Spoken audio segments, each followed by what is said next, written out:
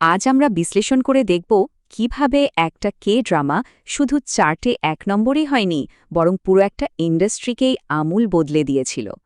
চলুন এর গল্পটা দিয়ে শুরু না করে বরং এটা যে বিশাল আলোড়ন তৈরি করেছিল সেটা দিয়েই আলোচনাটা শুরু করা যাক। আচ্ছা, তাহলে গভীরে যাওয়া যাক।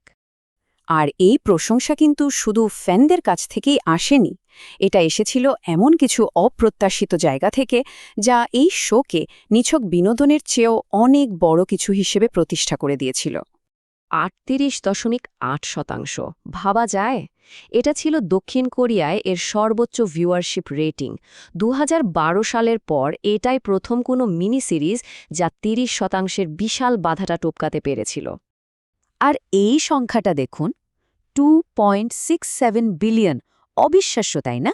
চীনের IQIY প্ল্যাটফর্মে সিরিজটা ঠিক এতবার স্ট্রিম করা হয়েছিল। এই বিপুল সংখ্যাটাই বিশ্বজুড়ে এর ছড়িয়ে পড়ার একটা নতুন যুগের জানান দিয়েছিল। এই ব্যাপারটা বুঝতে হলে আমাদের একটু পেছনে ফিরে তাকাতে হবে।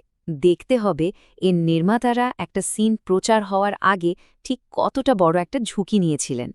চলুন পরের ধাপে যাই আর দেখি কিভাবে সবটা গড়ে উঠল।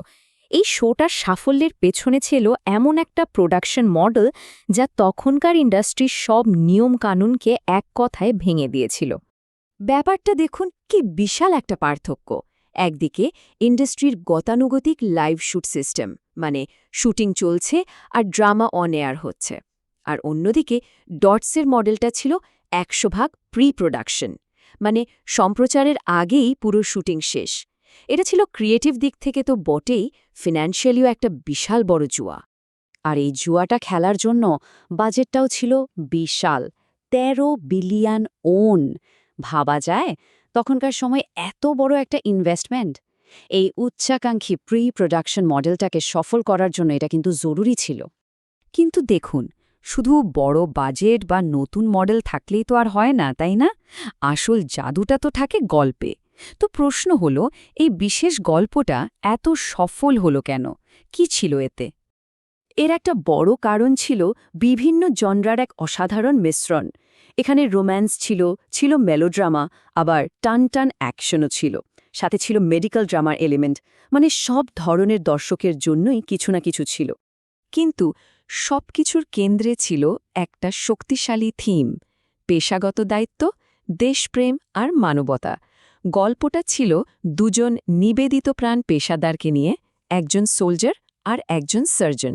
তাদের নিজ নিজ কাজের প্রতি যে দায়বদ্ধতা, সেটাই তাদের সম্পর্ককে একদিকে যেমন জটিল করে তুলেছিল, অন্যদিকে ঠিক সেভাবেই তাদের পরিচয়টাকেও ফুটিয়ে তুলেছিল। আর পর্দার এই সাফল্য কিন্তু শুধু পর্দার মধ্যেই সীমাবদ্ধ থাকেনি, বাস্তব জগতেও এর প্রভাব ছিল বিশাল, একেবারে চোখে পড়ার মতো। এই চার্টটা দেখলেই ব্যাপারটা পরিষ্কার হয়ে যাবে। রিটার্ন অন ইনভেস্টমেন্টটা একবার দেখুন। একদিকে প্রোডাকশন খরচ ছিল ১৩ বিলিয়ন ওয়ান, আর অন্যদিকে এর থেকে ইকোনমিক ইম্প্যাক্ট তৈরি হয়েছিল আনুমানিক ৩ ট্রিলিয়ন ওয়ানের। মানে পর্যটন, রপ্তানি আর দেশের ব্র্যান্ডিং সব মিলে এক অবিশ্বাস্য রিটার্ন। প্রোডাক্ট প্লেসমেন্টের দিকটাও ছিল দেখার মতো। শোতে যে প্রোডাক্টগুলো দেখানো হয়েছিল সেগুলোর বিক্রি একেবারে রকেটের গতিতে বেড়ে যায়। যেমন লেনিজের লিপ বার তো বিশ্বজুড়ে সোল্ড আউট হয়ে গিয়েছিল। হিউন্ডাই টুসং গাড়ির ব্র্যান্ড পরিচিতি বেড়ে যায়। এমনকি জিনসিং আর সবওয়ের বিক্রিও হু হু করে বাড়ে। মানে স্ক্রিনে যা দেখানো হচ্ছিল সেটাই সরাসরি টাকায় পরিণত হচ্ছিল। তো আসল কথাটা হলো, এর প্রভাবটা শুধু অর্থনৈতিক ছিল না, এর চেয়েও অনেক বড় ছিল। ড্রামাটা সাউথ কোরিয়ার জন্য একটা সফট পাওয়ারের হাতিয়ার হয়ে ওঠে। ভাবুন একবার, থাইল্যান্ডের প্রধানমন্ত্রী পর্যন্ত দেশপ্রেম জাগানোর জন্য এই ড্রামার প্রশংসা করেছিলেন। এমনকি সাউথ কোরিয়ার তৎকালীন প্রেসিডেন্টও এর জনপ্রিয়তাকে কাজে লাগিয়েছিলেন। তবে ডিসেন্ডেন্টস অব দ্য সানিট সবচেয়ে বড় প্রভাবটা কিন্তু আর্থিক ছিল না। এর আসল ইম্প্যাক্ট ছিল ইন্ডাস্ট্রির ওপর। এটা কে ড্রামা বানানোর নিয়মকানুনকেই চিরদিনের জন্য বদলে দিয়েছিল। এই শোয়ের সাফল্য যেন একটা নতুন রুলবুক তৈরি করে দিল। প্রথমত এটা প্রমাণ করে দিল যে 100% প্রি প্রোডাকশন মডেলটা আসলেই কাজ করে। দ্বিতীয়ত, কোরিয়া আর চীনে একসাথে সম্প্রচারের আইডিয়াটা যে কতটা কার্যকর সেটাও দেখিয়ে দিল। এর ফলে কি হলো? নেটফ্লিক্সের মতো বড় বড় গ্লোবাল স্ট্রিমিং প্ল্যাটফর্মগুলো বিশাল বিনিয়োগ নিয়ে এগিয়ে এলো, আর এভাবেই কে ড্রামা ধীরে ধীরে একটা গ্লোবাল বিষয় পরিণত হওয়ার পথে এগিয়ে গেল।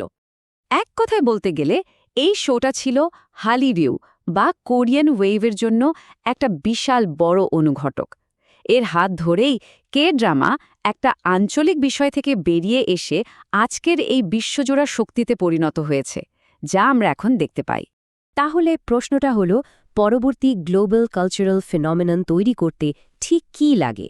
ডিসেন্ডেন্টস অব দ্য সানের গল্পটা আমাদের এটাই দেখায় যে এর জন্য লাগে একটা ঝুঁকিপূর্ণ কিন্তু যুগান্তকারী আইডিয়া, সাথে ক্রিয়েটিভিটির এক নিখুঁত সমন্বয়, আর সবশেষে এমন এক প্রভাব যা ইন্ডাস্ট্রির সব পুরনো নিয়মকে নতুন করে লিখতে বাধ্য করে।